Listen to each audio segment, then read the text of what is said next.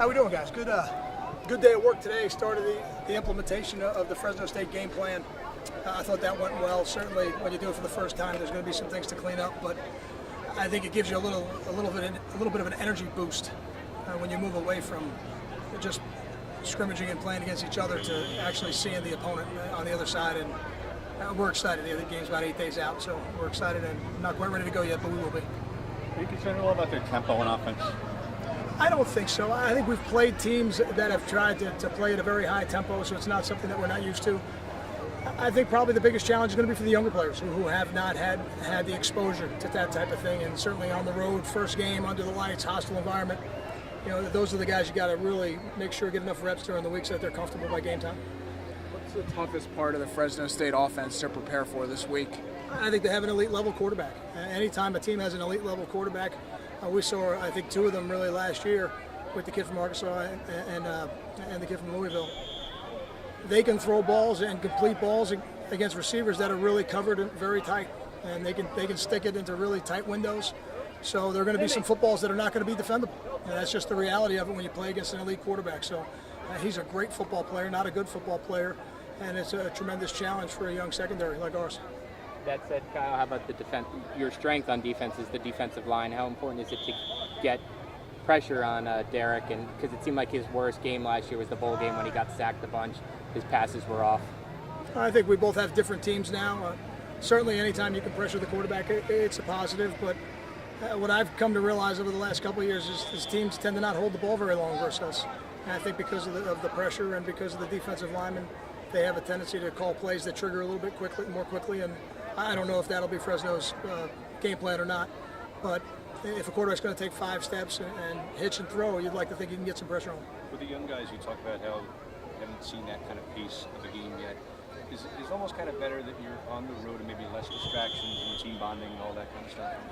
No, I don't think so. I think all of our players would really enjoy playing at home. Now, there are certain challenges being on the road, and there are also certain distractions that get removed when you're on the road. You don't have to worry about as many tickets, and certainly going across the country, family members, I think, will be a little bit limited in terms of who comes out for the game. So I think each one presents different challenges. We certainly love playing here at High Point Solutions Stadium, and if we could play all 12 here a year, we certainly would like that. Kyle, do you see any notable differences in your defense after facing an elite quarterback in practices in future games? No, I think we come out and we practice at a very high tempo every day. Our players give excellent effort in practice. Every team has different strengths and different weaknesses, and certainly the strengths of Fresno State begin with their quarterback. Well, I guess they lost a pretty good running back from last year.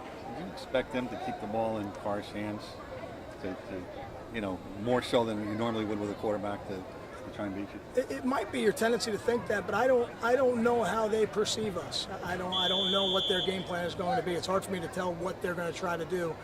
But I do believe that when you have a talented quarterback and a talented receiver corps like they do, you want to give them enough at-bats. You want to give them enough opportunities to make plays in the game. I don't know if I know enough about some of their younger running backs. I don't know if I've seen enough of those guys yet to know how they feel about them. But our defense always begins and ends with stopping the run. And we feel if we can stop the run and make any team one-dimensional, it gives us a better chance to win. Defensively, what have you seen from Fresno so far when you prepare for Very multiple, play very hard, a really extensive blitz package. They're not that dissimilar to us in how they want to play the game. They want to create TFLs and negative plays for your offense.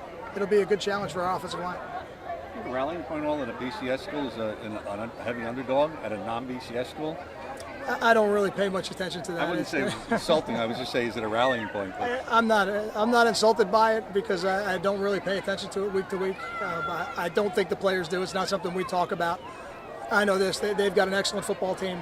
They've got a very hostile environment, and it'll be a great challenge for us that we're looking forward to go out to Fresno and give our best attempt to be 1-0. Kyle, you give much thought to the heat out there? I know it's a night game and everything. Have you thought much about the impact of that? I think you always think about the potential conditions you could play the game in, but we've done enough things in training camp, and we'll do enough things before we go out there to make sure we challenge our players. It's really more mental than anything else. We're in very good condition, very good shape. I really like the tempo we practice at. And like I said, we'll do enough things. We've already started in between now and when we fly out there next Tuesday to make sure we're ready to go. Have you tried to replicate their tempo in practice with your scout You have to. Yeah, you have to do that. And every team, I think, has a 2-minute pace that they like to play the game at. And for us, we'll spend a little bit more time maybe doing that than some other weeks, and just knowing that that's something that they like to do. You want to be in car, scout team. We have not gone fully to scout teams just yet, so we'll have to hold off that decision. We have a couple scout periods built in there tomorrow, and then we'll unveil Derek Carr in Piscataway. Two more. Kyle, do you know what the identity of your offense is yet? Can you tell that before first game? I think our offense, the identity has not changed. You know, just like on defense, we're going to always stop the run first, and that's going to be the focal point of what we do. On offense, it's always going to be about the run game first, and then force people to put more in the box than maybe they want to. And that's going to create the one-on-ones for guys like Brandon Coleman, Karan Pratt, Leonte Carew, Ruhan Peel, etc. You know, to give them chances to make big plays in the game. Will you lean towards more, as you're finishing up these position battles, will you lean towards more experience because it's a road game, because it's a hostile environment? Will you lean towards more going with the guys with more experience than some of the guys without it as like a tiebreaker? I know what you're saying. I've never believed that anything was ever equal. So, I don't know that there would ever be a tiebreaker. Could there be a situation maybe where a game could be split 60-40, 50-50, 70-30? Absolutely. That could certainly be the case. And a player who's battle tested, I think the coaching staff will always be a little bit more confident in if it's close. Now, sometimes freshmen come on the scene and they're ready to play. I remember Ray Rice going for over 100 yards against Illinois in the first game that he ever played. So those things happen, and if there's a player like that on our team as we get closer to establishing who the starters are, we're going to let them go, and we'll have full confidence in them. Thank you.